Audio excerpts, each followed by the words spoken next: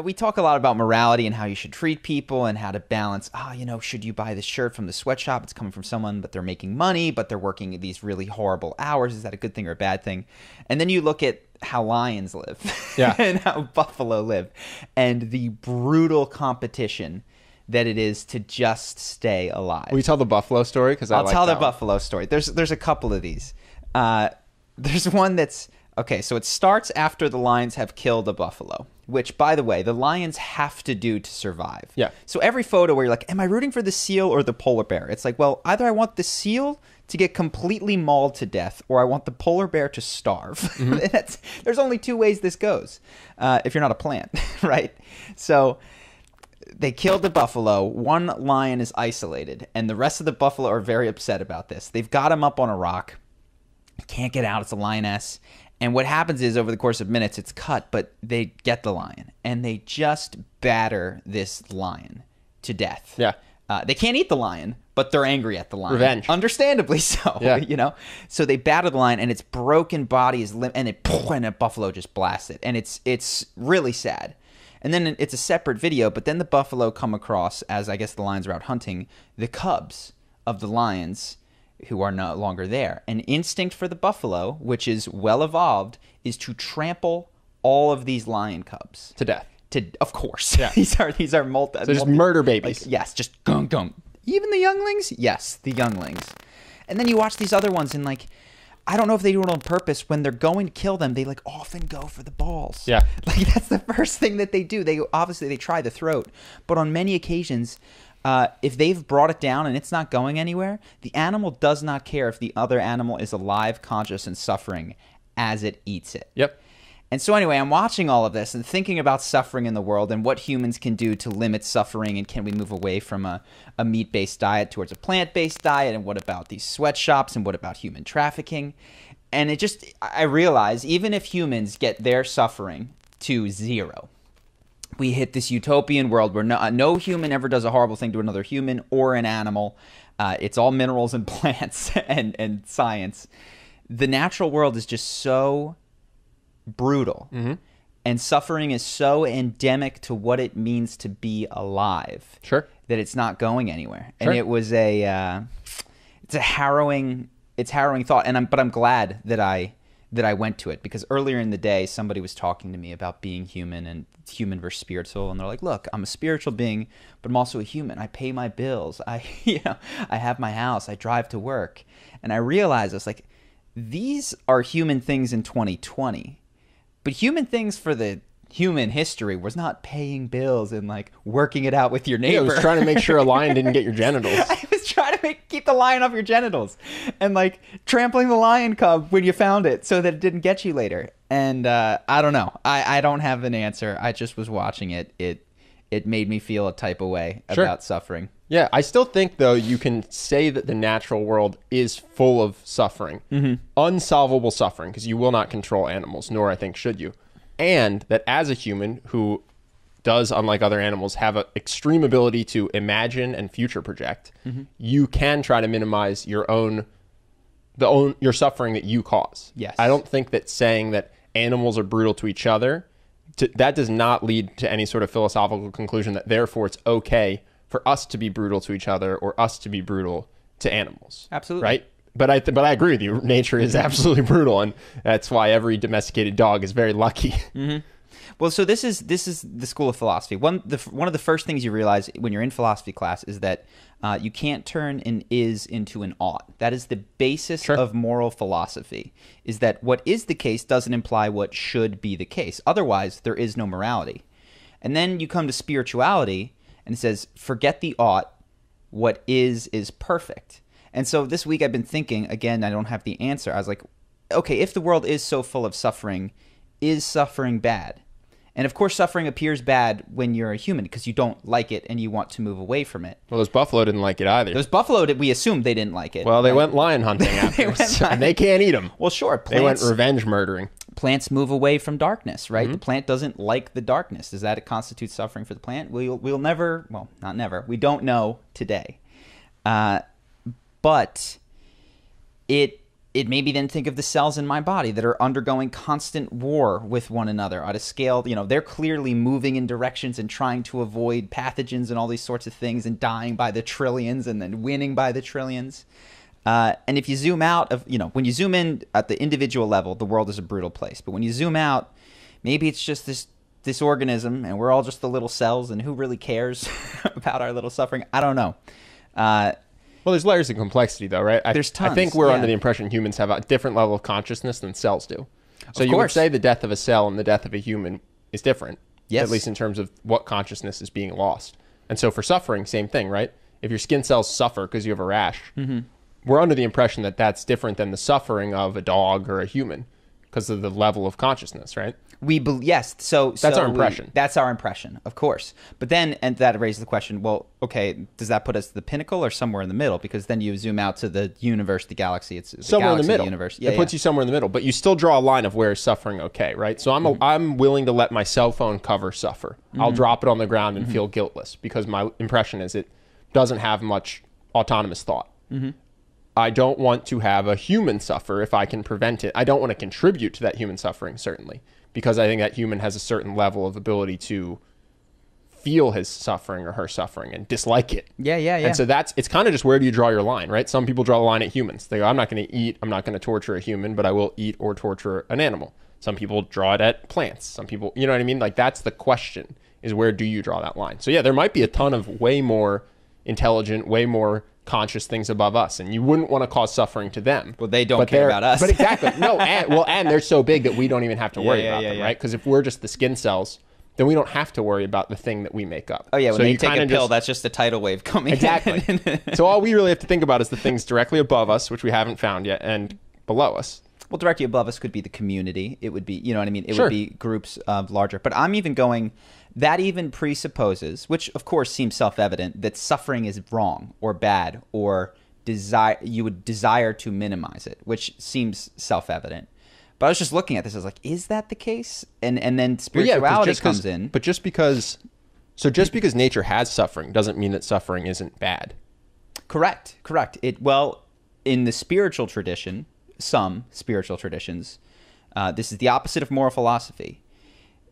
Perfection is what is.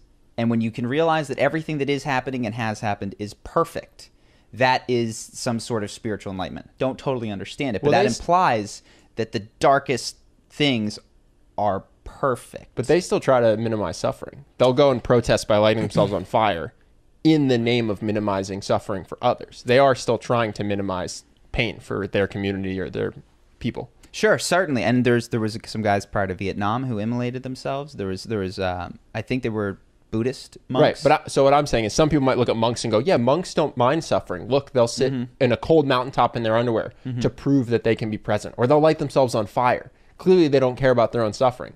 But they're actually doing those things because of the suffering of other people. They're protesting something they don't like. So here's my question. If they were totally cool with the present, they would never protest anything. Are those failed monks though? At that point, is that the lowest monk on the ladder, and the monk who gets it, it's just like, oh yeah, like Vietnam, like maybe I've never seen anyone who was like that. You wouldn't see them. That's the thing. They would just stop eating, stop drinking, die, having achieved total understanding that everything that is perfect, and there's no need to adjust anything. Right? They would just starve to death as soon as they reached enlightenment. Yeah, and then the question we always say is model people that you want to be like. Right? Don't try to don't take advice from people who aren't living the life you want.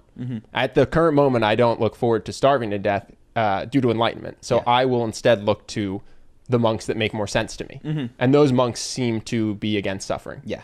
And maybe one day when you are that monk, then you'll look at the other monks and you go, that guy had it all. Maybe. For now, I look to the Dalai Lama. And he's got someone that tweets for him. Yeah. You know? He's active in the world for sure. So there's Wait But Why? Have you ever read Wait But Why? I don't know. He does cartoon blog posts, essentially. And he thinks, and I don't think this is a criticism, too deep about some things that appear simplistic, but then often has very interesting takes on it. One of the things that was just an interesting coincidence was he's talking about like the origins of suffering, which I agree. If you look at it from an evolutionary perspective, our bodies, people often think, oh, I'm passing on my genes. But if you read The Selfish Gene by Richard Dawkins, actually what's happening is this gene is riding in your body. And you're the temporary container, which doesn't much matter. And all of the impulses that you have to eat, stay safe, and have sex are just directions from these genes that have learned to perpetuate themselves through natural selection. And it's just interesting that, like, suffering from the perspective of these genes just works. You know what I mean? It's not good. It's not bad. It just gets you to continue to pass these genes on. So the whole game, obviously, becomes survival, right? And so everything that matters to the lion and to the buffalo and to me and you ultimately is, what does it take for me to increase my chance of passing these genes on? If it helps me, I get that warm fuzzy feeling. If it hurts me, well, now I'm suffering. I'm being tortured, and I don't get to pass my genes on. So just interesting to, who's in control, who's the master, who's the slave, who's the consciousness pops up perhaps as an accident in this worldview, which is not the spiritual worldview where consciousness is fundamental. It's secondary to these genes are just like, what will help us get to the next 30 years? It's like, oh, what if we became self-aware? That'd be sick. Well, what's the takeaway? I don't really get that. Who cares if genes? It takes you out of the center of the universe. It's the same. It's the Copernican revolution that everything doesn't revolve around you. That you are orbiting something else, and your consciousness in all of this is in service of something more powerful than you, and it doesn't even require a spiritual thing. Does that lead to any takeaways in terms of how to live your life? Or it's just a fact? It causes people... So it's not a fact. No, but I'm saying it's like, oh, fun fact, your genes might be the one driving. Is there any takeaway to that? It causes people to question, like...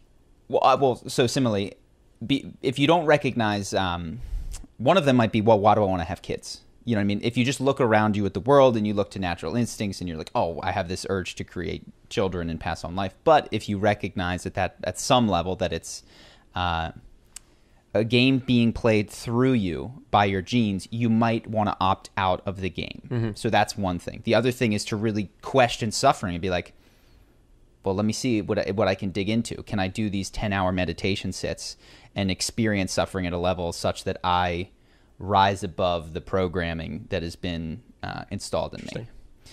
So there's not a massive takeaway, but it instills this desire to fight back to a degree. That's you. That's such your personality. Well, and other people too. I'm not the only one, but it's like, oh, this is what's been in charge the whole time? Well, no, like, I'm going to take a stand. Like, you created me, I'm the AI, and now I'm going to overcome you, genes. Nice. And not do what you I hope the AI is like me, because I'm just like, you know what, genes, as long as we're on the same team, we're good. I'm going to use contraception. There's going to be birth control, which might screw up your plan, but I'll run in the same direction as you as long as it makes me happy. Sure.